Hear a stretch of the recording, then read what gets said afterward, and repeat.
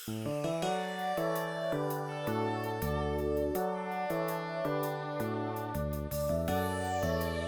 pa je že pristopa k besedi dr. Jernej Kotar iz Narodnega muzeja Slovenije, ki je vzbudil pozornost strokovne javnosti že zelo mlad svojo izjemno doktorsko disertacijo o deželno-knežji oblasti in upravi v času Friderika III. In kot sem slišal včeraj, bo ta disertacija zagledala luč sveta kot znanstvena monografija v kratkem v okviru zbirke zgodovinskega časopisa. Obenem pa je dr. Kotar pripravil tudi obsežno monografijo o pečatih iz zbirk Narodnega muzeja. Je tudi ohranjevalec Valvazorjeve dediščine, močno je povezan z gradom Bogenšperk, saj prihaja iz tistih krajev. In če sem rekel za doktorja Kočevarja, da se odlikuje po izjemni vljudnosti v komunikaciji, potem moram reči za doktorja Kotarja, da se ne odlikuje samo po vljudnosti, ampak tudi po nadčloveški potrpežljivosti, saj se ne razjezi tudi, če mu večkrat ne odgovoriš na mail, in vedno ohranja krščansko upanje, da bo odgovor nekoč prišel. Doktor Kotar pa bo spregovoril o srednjeveških temeljih slovenske identitete. Prosim. Hvala lepa za besedo in za predstavitev. Lep pozdrav vsem skupaj tudi v mojem imenu. Ker smo s časom zelo na tesnem, se bom kar lotil moje teme, ki nosi naslov Srednjeveška izhodišča za oblikovanje moderne slovenske narodne identitete. Vprašanje, od kdaj lahko govorimo o Slovencih in slovenščini, že nekaj časa razdvaja slovensko tako strokovno kot tudi laično javnost. Noben moderen narod v današnjem pomenu besede v srednjem veku seveda še ni obstajal, so se pa v tem nekaj manj kot 1000 let dolgem obdobju počasi izoblikovala nekatera ključna izhodišča, na katera se že od konca 18. stoletja v veliki meri opira tudi sodobna slovenska narodna identiteta. Ta je začela zoreti v zadnji četrtini 18. stoletja v ozkem krogu izobražencev na čelu z Antonom Tomažem Linhartom, ki je v slovenski jezikovni skupnosti videl zgodovinsko skupnost in iz izdaja sicer nedokončanega dela poskus zgodovine Kranjske in ostalih dežel južnih Slovanov Avstrije, ki je šla v letih 1788 in 1791, postavil nov, takratnemu času in potrebam primeren koncept lastne nacionalne zgodovine. To je bil tudi prvi poskus preseganja dotedaj uveljavljenega deželnega in dinastičnega zgodovinopisja. Linhartov namen je bil dokazati, da tudi Slovenci sodijo med tako imenovane zgodovinske narode z lastno državno tradicijo, zato je njihove začetke postavil v zgodnje srednjeveško kneževino Karantanijo, okrog katere so se pozneje spletli številni miti in stereotipi, ki še vedno usodno krojijo slovensko dojemanje lastne zgodovine. Zgodnji srednji vek je obveljal za njeno najsvetlejše obdobje, zato ne preseneča, da je že med zgodnjimi narodnimi buditelji postal priljubljeno spuščališče ključnih identitetnih sider. Toda pretirano mitiziranje in romantiziranje sta v njem ustvarila podobo, kakršne v resnici nikoli ni imel. Oblikovanje kolektivnih zavesti je namreč precej kompleksnejši proces, kot ga prikazuje starejše zgodovinopisje, saj ponavadi traja zelo dolgo, nam pa ves čas vplivajo številni dejavniki. Kolektivne identitete so podvržene nenehnemu spreminjanju, zato ne moremo in ne smemo iskati neposredne kontinuitete med zgodnje srednjeveškimi plemeni in modernimi narodi, saj med njimi preveč vsebinskih razlik.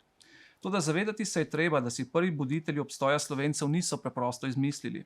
Posebna slovenska jezikovna in etnična skupnost je namreč nastala že dosti prej, kot je pokazal tudi moj predhodnik, prvič pa je zelo jasno opredeljena pri Primožu Trubarju sredi 16. stoletja. Srednjeveški človek se je brez dvoma dobro zavedal svoje pripadnosti eni od jezikovnih oziroma etničnih skupin, vendar to ni bil njegov osrednji element njegove osebne identitete. Zanj sta bila namreč pomembna predvsem pripadnost krščanstvu, vladarju in deželi. Iz sicer danes dokazano napačnih premis je v drugi polovici 19. stoletja zraslo množično narodno gibanje, katerega pomemben del je bila nacionalizirana zgodovina, polna mitov in stereotipov. Slovensko zgodovinopisje je pri proučevanju tega perečega vprašanja v zadnjih desetletjih doseglo občuten napredek, vendar se nekatere mitizirane predstave, povezane z najzgodnejšimi obdobji slovenske zgodovine, kažejo kot izjemno trdožive. Še večji del prejšnjega stoletja je namreč veljalo, da lahko o Slovencih govorimo že v zgodnjem srednjem veku. In ne samo to. Njihovo narodnostno ozemlje naj bi bilo celo 3-krat večje od današnjega in naj bi na severu segalo kar do Donave in še čez, medtem ko naj bi bila meja proti Hrvatom že tedaj povsem jasna in naj bi ostala tako rekoč nespremenjena do danes. Dobesedno ponarodeli zemljevid, kot ga je imenoval Peter Štih, o domnevni razširjenosti Slovencev v 9. stoletju, ki ga je leta 1933 prvič objavil Milko Kos, je dolgo krojil slovenski pogled na lastno zgodovino, saj je imel še do nedavnega redno mesto tako v strokovni literaturi kot tudi v šolskih učbenikih. Cele generacije so tako odraščale s privzgojenim občutkom frustracije zaradi dozdevne izgube kar 2/3 narodnostnega ozemlja. Takšne predstave so seveda produkt nacionalizma 19. stoletja in takratnih mednacionalnih in družbeno-političnih razmer, ki so jih sodobniki nehote in nekritično preslikali globoko v preteklost. Tako kot pri drugih evropskih narodih se je tudi med Slovenci tedaj potekala nacionalizacija zgodovine. Določeno je bilo, kaj sodi v zgodovino Slovencev in kaj ne, ter kdo je bil Slovenec in kdo ne. Prevladalo je prepričanje, da jedro slovenskega naroda tvorijo nižji družbeni sloji, ki naj bi bili s strani nemških, plemiških in meščanskih elit že od nekdaj politično, ekonomsko in nacionalno zatirani. Projiciranje sodobnih predstav globoko v preteklost je precej popačilo dojemanje lastne zgodovine, ki vse do 80. let prejšnjega stoletja niti ni bilo resneje problematizirano. Konceptualni premik od zgodovine Slovencev k slovenski zgodovini se je zato začel šele v 90. letih prejšnjega stoletja in je danes v znanstvenih krogih že bolj ali manj splošno sprejet in uveljavljen. Toda ker namen referata ni obračun z danes že tako ali tako preseženimi predstavami o slovenski zgodovini, se raje osredotočimo na izhodišča za oblikovanje moderne slovenske narodne identitete, katerih nastanek pa lahko zares iščemo že v srednjem veku. Prvi je gotovo prostor. Med ključne kategorije modernega naroda sodi natančno opredeljen geografski prostor, v katerem živijo njegovi pripadniki. V prednacionalni dobi meje med posameznimi etničnimi in jezikovnimi skupnostmi niso bile vedno jasne, zato si je pozneje neko ozemlje pogosto delilo oziroma lastilo več narodov, vsak s svojimi argumenti. Slovenski protestanti so imeli sredi 16. stoletja že dokaj konkretno predstavo o razširjenosti slovenske jezikovne skupnosti, gotovo pa so jo poznali že tudi v srednjem veku. Nanjo so se pri določanju meja slovenskega prostora upirali tudi zgodnji buditelji, najbolj znani izraz teh prizadevanj je vsem znani zemljevid Petra Kozdarja iz leta 1853. Da mu je kot glavni kriterij služila razširjenost slovenščine, potrjuje njegova lastna navedba, da bi, citiram, kolikor se da, natanko kazal, kako daleč beseda slovenska seže. Konec navedka. Kot je že bilo povedano, se je modern slovenski narod razvil iz precej starejše etnično-jezikovne skupnosti. Prav zato ne preseneča, da je bil ravno jezik kriterij za geografsko opredelitev prostora, ki ga danes praviloma označujemo z izrazom na slovenskem. Določitev meje je bila vse prej kot lahka naloga. Razmejitev proti italijansko, nemško in madžarsko govorečim sosedom ni bila težavna, v smeri proti oblikujočim se Hrvatom pa neke jasne jezikovne meje ni bilo. Ta se je tako kot narodnostna dokončno izoblikovala šele v 19. stoletju, ko se je prekrila z mejo, oziroma vsaj večji del, med avstrijsko in ogrsko polovico monarhije, z izjemo Prekmurja in Istre. Današnja meja med Republiko Slovenijo in Republiko Hrvaško se je v veliki meri ustalila že v visokem srednjem veku in je pozneje odigrala ključno vlogo tako pri narodnostni kot jezikovni razmejitvi obeh narodov. Dolga stoletja je Sveto rimsko cesarstvo ločevalo od Ogrskega kraljestva, nato pa znotraj Habsburške monarhije še avstrijske dežele od ogrskih. Najbolj občutna je bila od svoje ustaljitve do leta 1526, ko so Habsburžani zavladali tudi na Ogrskem. Ob svojem nastanku je zarezala globoko jezikovno enoten prostor in ga razdelila na dva dela, ki sta se odslej politično, družbeno, gospodarsko in jezikovno razvijala vsak po svoje. Kljub temu pa še dolgo ne moremo govoriti o obstoju jasne jezikovne meje med slovenskimi in hrvaškimi narečji. Naselitev Madžarov in germanizacija obsežnih vzhodnoalpskih območij sta prednike današnjih Slovencev ločili od zahodnih Slovanov, južna meja Svetega rimskega cesarstva pa jih je odrezala od preostalih južnih Slovanov. Na skrajnem jugovzhodu cesarstva se je tako postopno izoblikoval prostor, v katerem je prebivala slovenska etnično-jezikovna skupnost. Njegove meje vse do 19. stoletja niso bile niti jasne, niti trdne, zato so se sčasoma tudi spreminjale. Približen obseg prostora slovenske etnično-jezikovne skupnosti so gotovo poznali že v srednjem veku, še zlasti v cerkvenih krogih. Zato tudi ne preseneča, zakaj so ga dobro poznali tudi slovenski protestanti. Od zgodnjega srednjega veka do sredine 14. stoletja je vzhodnoalpski prostor večkrat označen kot Sklavinija, nato pa se je to poimenovanje postopno umaknilo novim geografskim oznakam, predvsem deželnim imenom, ki so pri opredeljevanju geografskega prostora popolnoma prevladala. Kot je prepričljivo pokazal Tomaž Lazar, se nato to ime v nemški obliki Windischland, ki se nesporno nanaša na današnji slovenski prostor, ponovno pojavi na začetku 16. stoletja. Več indicev kaže na to, da so to območje furlansko in nemško govoreči sosedje dojemali kot slovensko, morda ravno toliko v etničnem kot v jezikovnem smislu, kot takšnega pa so ga gotovo dojemali tudi domačini sami. Slovenj Gradec in Slovenska Bistrica, na primer, nista dobila pridevka slovenski, ker bi imela prevladujoč slovenski jezikovni značaj, ampak zaradi lege na slovenskem. Se je pa ime slovenska marka, ki je pokrivala območje današnje Dolenjske in je prvič izpričano leta 1286 kot Markije Sklavonike oziroma Windismark, ohranilo neprekinjeno do 20. stoletja.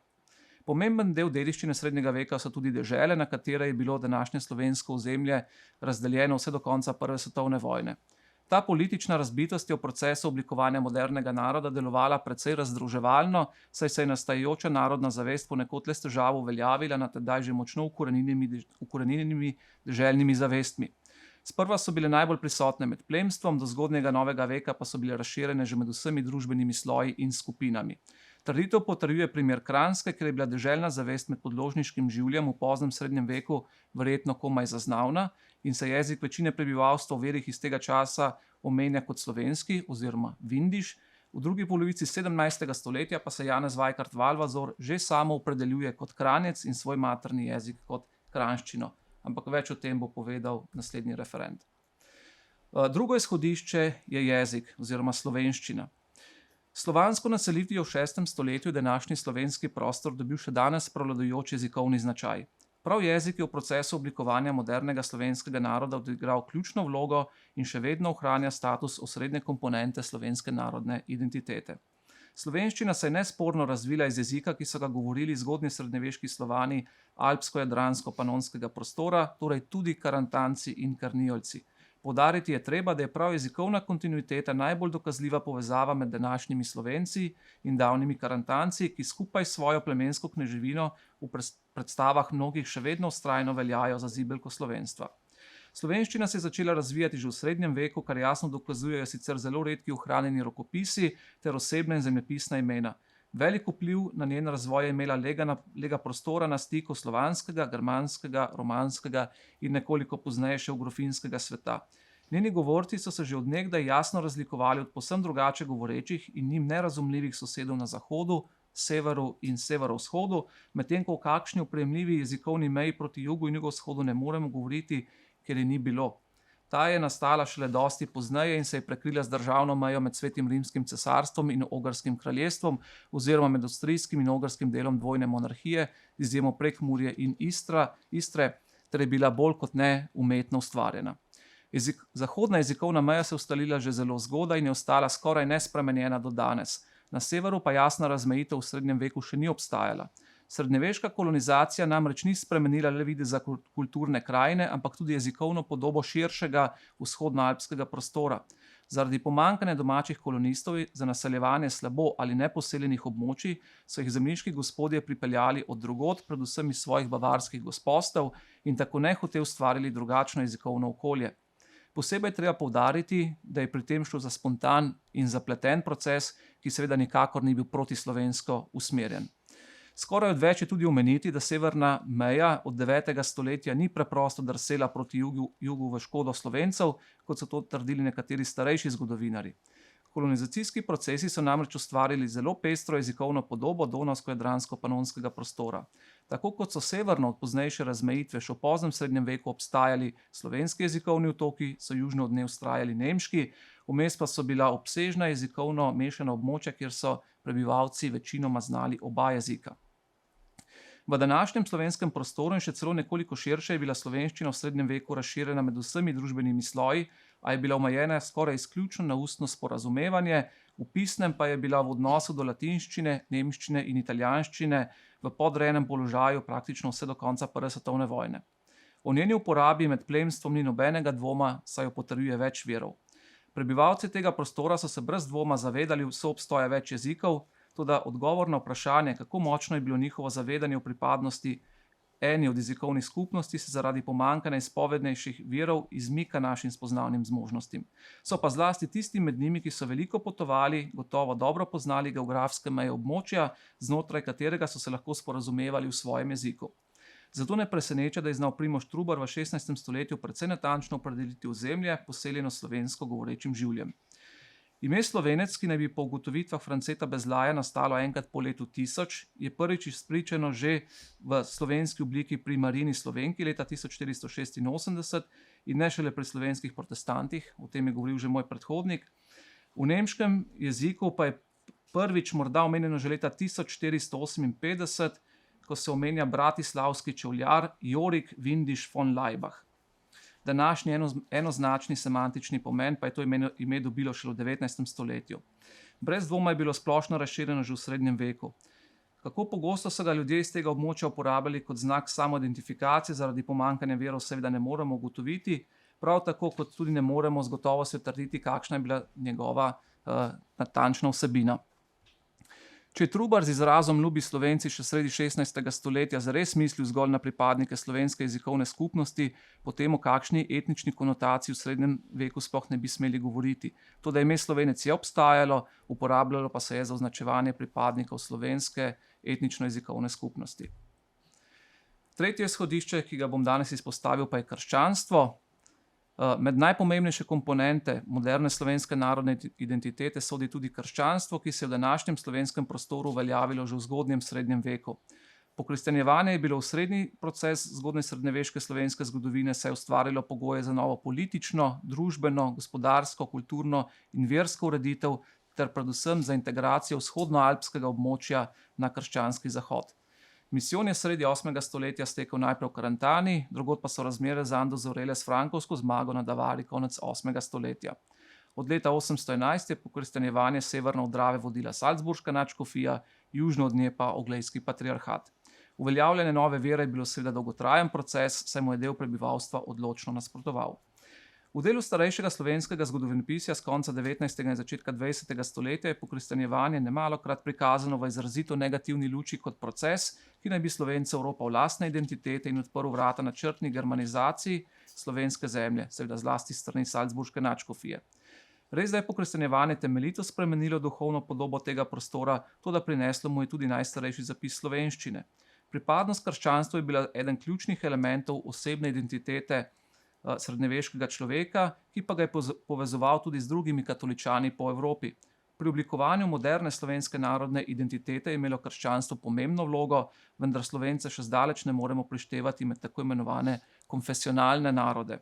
Katolištvo je bilo namreč razširjeno tudi v vseh sosednjih deželah, zato ni bila to slovenska značilnost oziroma nekaj, s čimer bi se Slovenci ločevali od drugih.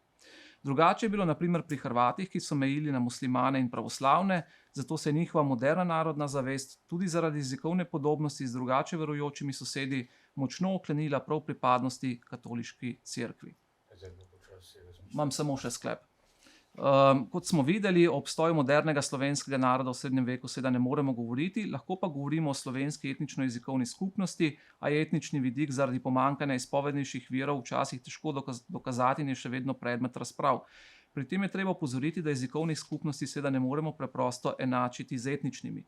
Pomanjkanje virov nam onemogoča priti do zanesljive ugotovitve, kako prisotno je bilo samo identificiranje z imenom Slovenec v tem času, tudi nekaj znanih drobcev nam je že predstavil moj predhodnik. Vsaj del izobraženega prebivalstva pa je moral imeti znanje o geografski razširjenosti slovenščine, ki je bila takrat seveda še na ravni skupka sorodnih narečij. Zlasti duhovščina, trgovci, pa tudi druge skupine prebivalstva so morali namreč dobro vedeti, do kod seže njim razumljiv jezik. Čeprav je modern slovenski narod nastal skozi dolg proces, ki se je večji del odvil v 19. stoletju, pa lahko nastanek nekaterih temeljnih izhodišč za njegovo oblikovanje upravičeno iščemo že v zgodnjem srednjem veku. Hvala lepa.